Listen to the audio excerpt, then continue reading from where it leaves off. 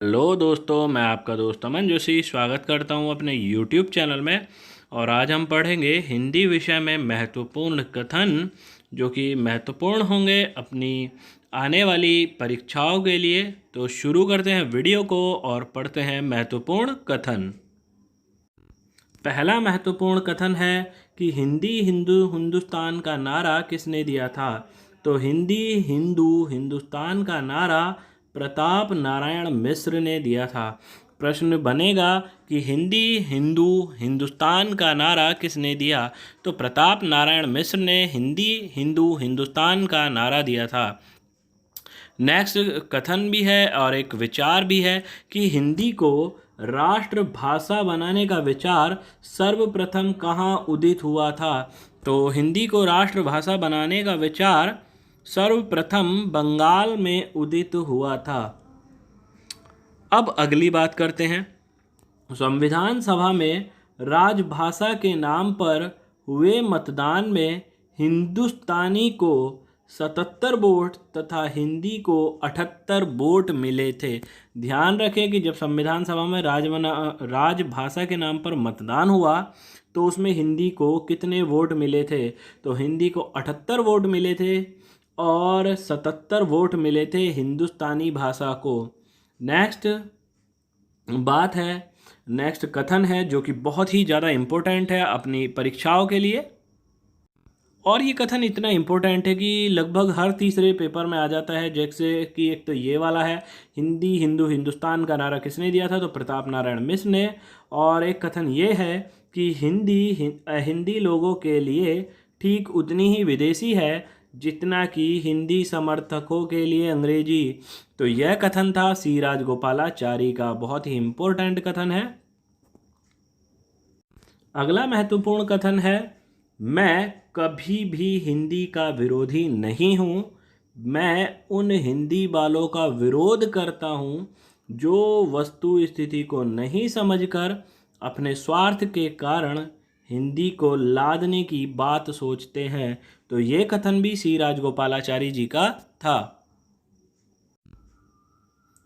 अब बात करते हैं कुछ महत्वपूर्ण अनुच्छेद की जो कि अपनी परीक्षा में बहुत ही इम्पोर्टेंट होते हैं। तो पहला है अनुच्छेद 120। अनुच्छेद 120 में क्या लिखा है कि संसद में प्रयोग की जाने वाली भाषा जो है 120 में वर्णन है। अगर बात करें अनुच्छेद 210 की तो उसमें क्या लिखा है कि राज्य विधान मंडल में प्रयोग की जाने वाली भाषा। नेक्स्ट है अनुच्छेद 348, तो उसमें है सुप्रीम कोर्ट और हाई कोर्ट में प्रयोग होने वाली भाषा का वर्णन। नेक्स्ट बहुत ही इम्पोर्टेंट जो है अनुच्छेद है जो कि प्रत्येक दूसरे या तीसरे एग्जाम में आ जाता है कि भारत की भाषा हिंदी और लिपि देवनागरी होगी। यह किस अनुच्छेद में लिखा है। तो उस अनुच्छेद का नंबर है या नाम है अनुच्छेद 343 343। नेक्स्ट अनुच्छेद है, ये भी बहुत इम्पोर्टेंट है कि राजभाषा आयोग का गठन किस अनुच्छेद के द्वारा हुआ था। तो राजभाषा आयोग का जो गठन है अनुच्छेद 344 के तहत 7 जून 1955 को हुआ था, जिसके पहले अध्यक्ष जो राजभाषा आयोग था उसका गठन 7 जून 1955 को हुआ और इसके पहले अध्यक्ष बीजी खरे थे या बीजी खैर थे। नेक्स्ट महत्वपूर्ण अनुच्छेद है अनुच्छेद 351 कि हिंदी के विकास के लिए इसमें निर्देश हैं। प्रश्न बनेगा कि हिंदी के विकास के लिए निर्देश जो हैं किस अनुच्छेद में दिए गए हैं। तो अनुच्छेद 351 आप टिक करेंगे। अब बात करते हैं कुछ हिंदी की महत्वपूर्ण समितियों की जो कि इम्पोर्टेंट होंगी अपनी परीक्षाओं के लिए। तो पहली समिति का नाम है संसदीय राजभाषा समिति या गोविंद वल्लभ पंत समिति। इसका गठन हुआ था 16 नवंबर 1957 को। अब इसको आप कैसे याद रखेंगे। तो 1957 ये वो सन है जिसमें गोविंद वल्लभ पंत जी को भारत रत्न के सम्मान से सम्मानित किया गया था। ध्यान रखें, जीवी पंत को 2 क्वेश्चन याद हो जाएंगे आपके इस से। 1957 में गोविंद वल्लभ पंत जी को भारत रत्न मिला था और इस वर्ष 16 नवंबर 1957 को जीवी पंत समिति का गठन हुआ था। नेक्स्ट है केंद्रीय हिंदी समिति का गठन, तो वो हुआ था 1967 में, 1967 में गठन हुआ था केंद्रीय हिंदी समिति का। अगली समिति का नाम है साहित्य अकादमी, जो कि नई दिल्ली में है और इसका गठन हुआ था 1954 को। 1954 में साहित्य अकादमी का गठन हुआ था। नेक्स्ट है नेशनल बुक ट्रस्ट की स्थापना हुई है 1957 में, जो कि बहुत ही इम्पोर्टेंट है। और बहुत इम्पोर्टेंट है राजभाषा विभाग, ये राजभाषा विभाग है, ना कि राजभाषा आयोग।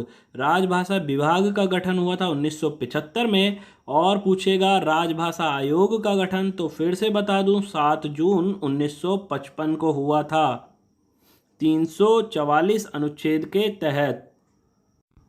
नेक्स्ट है केंद्रीय अनुवाद ब्यूरो, तो इसका गठन हुआ है 1971 में। फिर से ध्यान दिला देते हैं, एक बार रिवीजन करते हैं कि राजभाषा आयोग 1975, राजभाषा आयोग का गठन तो जो है जून 1955 को हुआ था। और कब हुआ था, तो अनुच्छेद 344 के अंतर्गत, जिसके पहले अध्यक्ष थे बीजी खरे। यदि आपको कोई डाउट हो दोस्तों, तो वीडियो के कमेंट बॉक्स में जा कर के आप कमेंट ज़रूर करें और अपने डाउट को मुझसे शेयर करें।